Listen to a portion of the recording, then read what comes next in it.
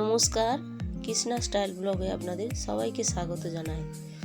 আজ আপনাদের সঙ্গে শেয়ার করব নেপালের জীবন্ত দুর্গার মন্দির।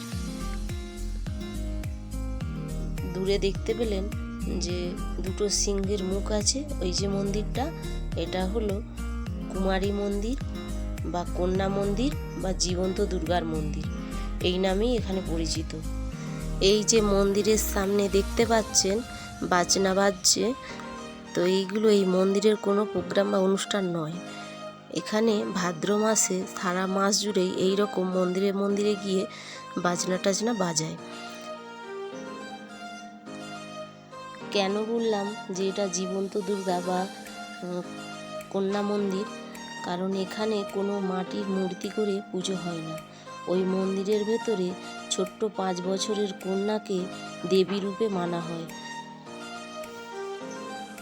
তবে সব বাচ্চাই দেবী রূপে প্রতিষ্ঠিত হতে পারবে না, কারণ যে বাচ্চাকে এখানে দেবী রূপে প্রতিষ্ঠিত করা হবে তার মধ্যে 32টা গুণ থাকা দরকার। সেই গুণগুলো যদি মিলে যায়, ওই মন্দিরের যে পুরোহিত থাকেন তিনি সব কিছু মিলিয়ে যদি মনে করেন যে হ্যাঁ এই কন্যার মধ্যে দেবী রূপ আছে বা দেবী রূপ গ্রহণ করার যোগ্যতা আছে, তবেই ওখানে প্রতিষ্ঠিত করা হয়। তবে এই কন্যা ততদিনই থাকতে পারবে যতদিন না তার ফার্স্ট পিরিয়ড হয়, তারপরে আবার অন্য কন্যা প্রতিষ্ঠিত করা হয়। আর এটা বছরে একবারই এখানে পুজো হয়, দুর্গা পুজোর সময়। ওই দেবী রূপী কন্যা নিজের মর্জিতে কিছু করতে পারবে না, কারণ ওই মন্দিরের কিছু নিয়ম বা রুলস আছে, সেগুলো মেনেই চলতে হয়। যেগুলো ওখানে মন্দিরের দেবীদাসী থাকে তিনি বলে দেন। এই যে ছোট্ট হনুমানজির মূর্তিটা দেখতে পাচ্ছেন, তো এরপরে বড় একটা মূর্তি আছে, সেখানে গিয়ে বলবো কেন এই মন্দিরের নাম হনুমানডগা হয়েছে। এই যে মূর্তিটা, এটা একটি ঠাকুরের মূর্তি। এই ঠাকুরের নাম আকাশ ভৈরব। আগের ভিডিওয়ে আপনাদেরকে দেখিয়েছিলাম কাল ভৈরব, আর এটা হচ্ছে আকাশ ভৈরব, পাশাপাশি দুটোই মন্দির। তো এই মন্দিরে বছরে একবারই পুজো হয়। এই মন্দিরের কিন্তু একটা অদ্ভুত নিয়ম আছে। বছরে যখন ওই একবার পুজো হয়, তখন প্রসাদ হিসেবে কিন্তু ওই মন্দিরের মূর্তির পাশ থেকে একটা পাইপ দিয়ে দারু বা মদ যাই বলি না কেন, ওটা কিন্তু নেপালিরা এসে প্রসাদ হিসেবে সেবন করে। বছরে একবার পূজা হয়, কিন্তু ভক্তরা সকাল বিকাল এখানে মন্দিরে আসে, ধূপ প্রদীপ জ্বালিয়ে প্রণাম করে যায়। এই যে মন্দিরটা দেখছেন, এটা হচ্ছে হনুমানজির বড় মূর্তি।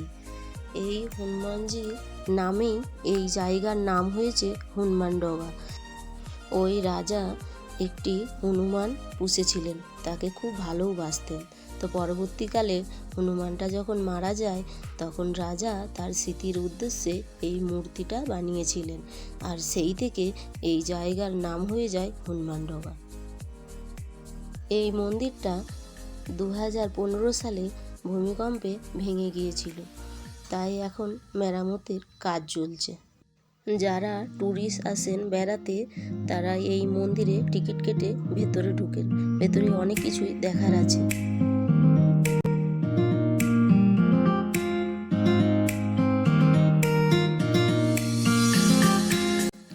এই যে গেটটা দেখতে পাচ্ছেন, দেখেই বুঝতে পাচ্ছেন যে গেটটা কত দিনের পুরনো, আর বিভিন্ন রকমের কারুকার্য করা আছে।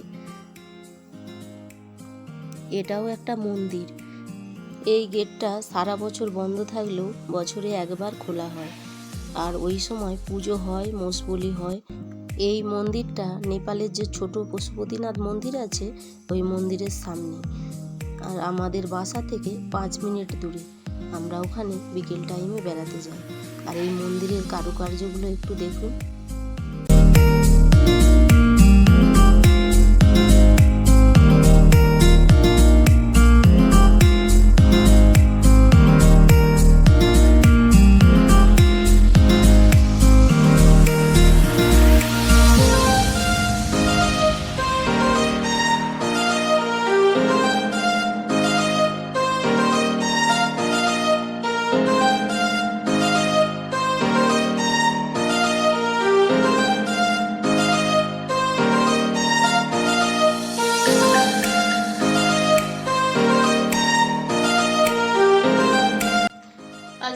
সকালবেলা নাস্তা নিয়ে চলে এসেছি।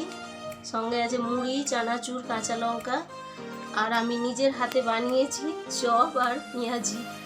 কাঁচা লঙ্কা পেঁয়াজ দিয়ে পেঁয়াজিটা বানিয়েছি। তো কেমন হয়েছে?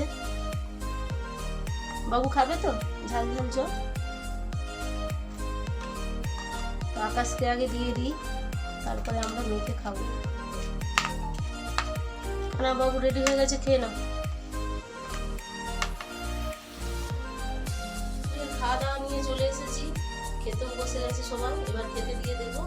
আর কি কি রান্না করেছি দেখাই। ভাত তো আছেই, এটা হচ্ছে পুঁই শাকের ছ্যাঁচড়া মাছের মাথা দিয়ে। কেমন হয়েছে? আর সঙ্গে আছে চিকেন, মাছ ভাজা, মাছের টক। তো খেতে দিয়ে দিই।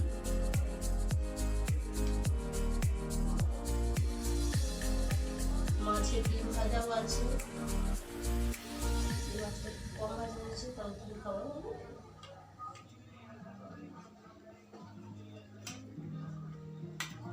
আকাশ তো পুঁই শাকের ছ্যাঁচড়া খেয়ে একদম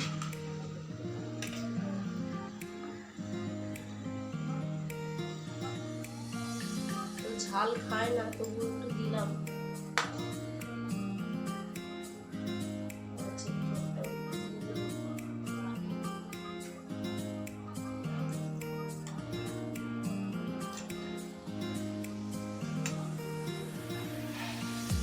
তো খাওয়া দাওয়া করে নিই। আজকের ভিডিওটা এই পর্যন্তই। দেখা হবে পরের ভিডিওতে।